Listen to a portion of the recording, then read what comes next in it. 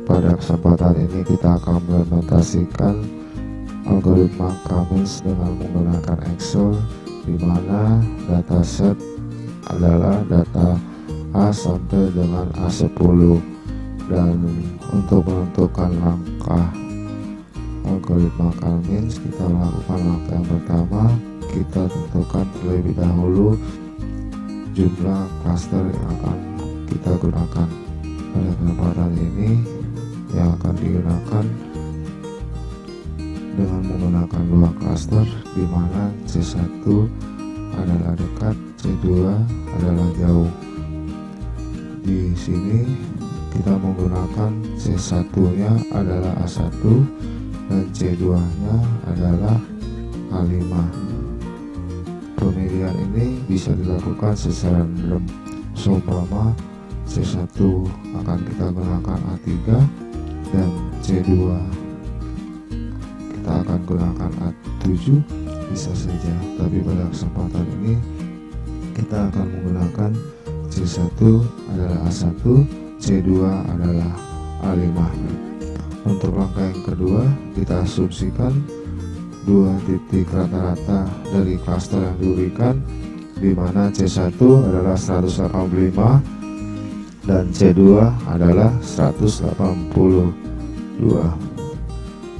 Langkah yang ketiga, kita akan menggunakan rumus menggunakan persamaan Euclidean distance, di mana pada implementasi berikut menggunakan dengan rumus distance, ini jumlah data dan ini adalah centroid, maka dilakukan perhitungan sesuai dengan rumus.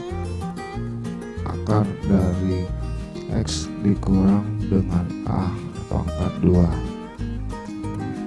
maka kita dapat lakukan perhitungannya sebagai berikut. Untuk implementasi dataset tunggal, rumus yang digunakan rumus persamaan akar kuadrat dari data dikurangi dengan clustering di pangkat 2. Clustering pada implementasi berikut dengan C1 dan clustering 2 adalah C2. C1 185, C2 nya 182 dengan rumus SQRT buka kurung data A1 dikurang dengan clustering tutup kurung pangkat 2. Agar data rumus ini tidak berubah sampai dengan A10, maka untuk clustering C1 kita kunci dengan menekan F4. Dan untuk C2 kita hitung jarak antara data A1 dengan clustering kedua.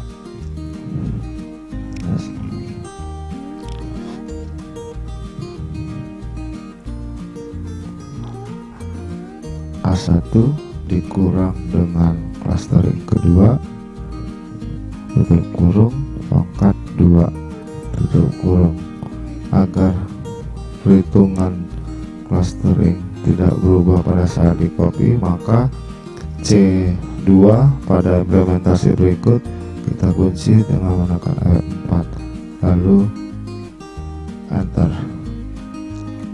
lalu copy data rumus A1 sampai dengan A10. Begitu juga dengan sebaliknya untuk clustering C2 dengan data A1 di copy sampai A10. Maka pada tahap yang keempat kita mengelompokkan jarak yang terdekat dengan data. Di sini jarak terdekat 0 lebih dekat dengan C1 lebih dekat dengan data A1, maka untuk clustering kita pilih C1. Data kedua lebih dekat clustering kedua. Data ketiga lebih dekat dengan clustering kedua. Begitu juga dengan data keempat, data kelima, data keenam adalah C1, data ketujuh C2, data ke-8 C1, data ke-9 C2, data ke-10 C2. Lalu area clusternya kita tentukan, di mana C1 adalah diambil dari data yang ada. Di sini C1 kita lihat C1 dengan data 185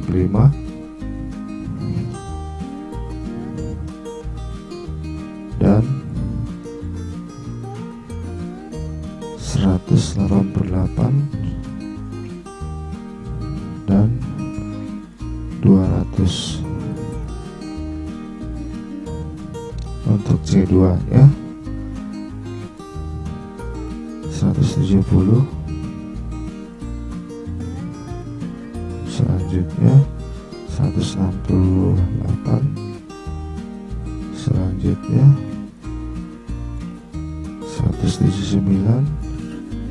Setelah data area cluster sudah ditentukan, maka pada tahap selanjutnya kita lakukan perhitungan data minimum untuk menentukan centroid selanjutnya. Oleh karena pada saat ini kita masih melakukan iterasi pertama, di mana data dari C1 185 ditambah 188 ditambah 200. Karena jumlah datanya ada 3, maka pembaginya adalah 3. Selanjutnya kita lakukan perhitungan untuk mencari centroid kedua. 170 ditambah 168 ditambah 179 ditambah 182 ditambah 150 ditambah 130 ditambah 155. Karena jumlah datanya ada 7, 1, 2, 3, 4, 5, 6, 7, maka pembaginya adalah 7. Maka untuk centroid C1 yang baru adalah 161 dan centroid kedua adalah 162. Maka itu iterasi kedua.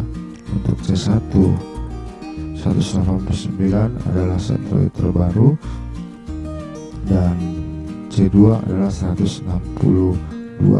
Maka lakukan perhitungan seperti iterasi yang kedua, yang pertama, di mana rumus sama seperti iterasi yang pertama.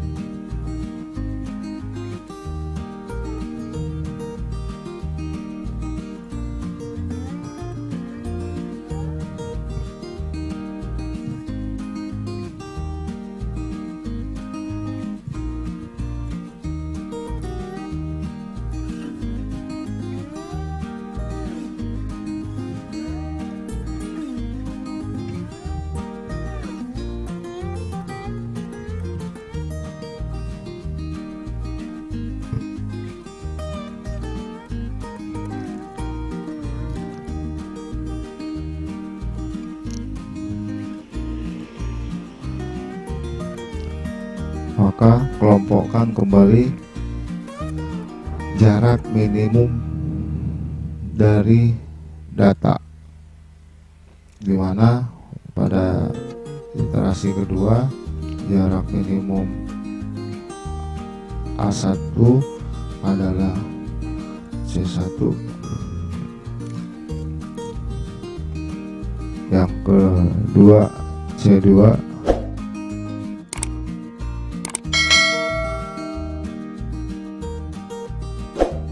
maka area klasternya adalah untuk C1 adalah 185,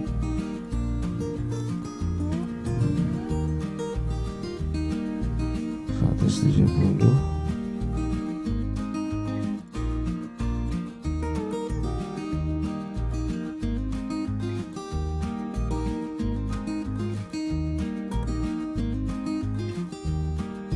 155.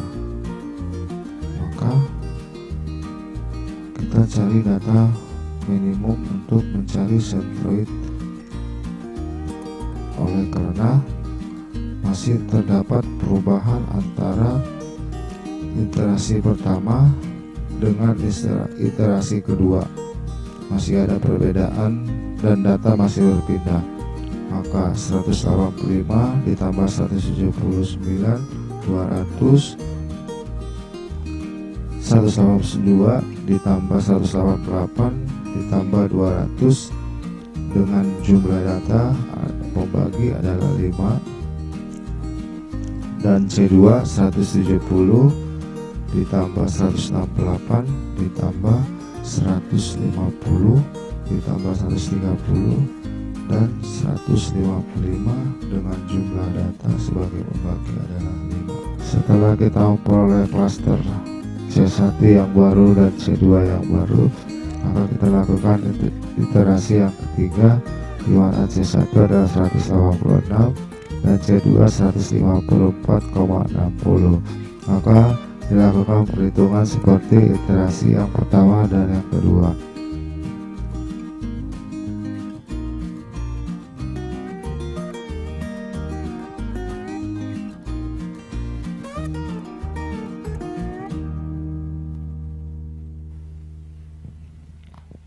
Setelah kita memperoleh hasilnya, maka kita lakukan pengelompokan untuk klaster tiap-tiap data.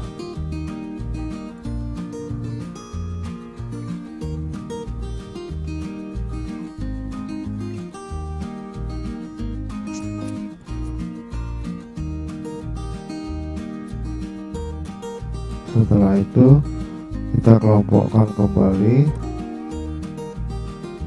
area klaster dari data tersebut, di mana C1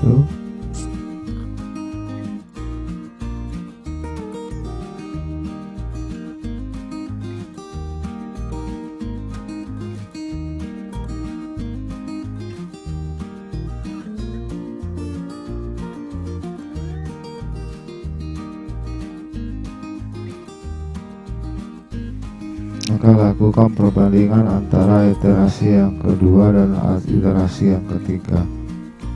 Apakah masih ada data yang berubah? Dilihat dari data ini,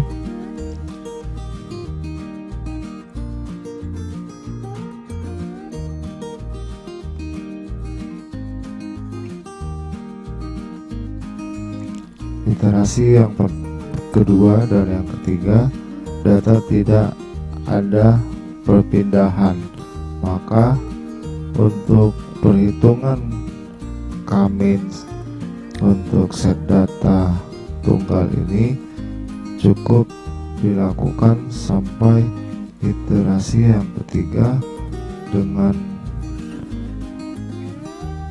klaster C1 186 dan C2 154. Maka untuk perhitungan K-min stop karena data tidak ada perpindahan antara iterasi yang kedua dan yang ketiga.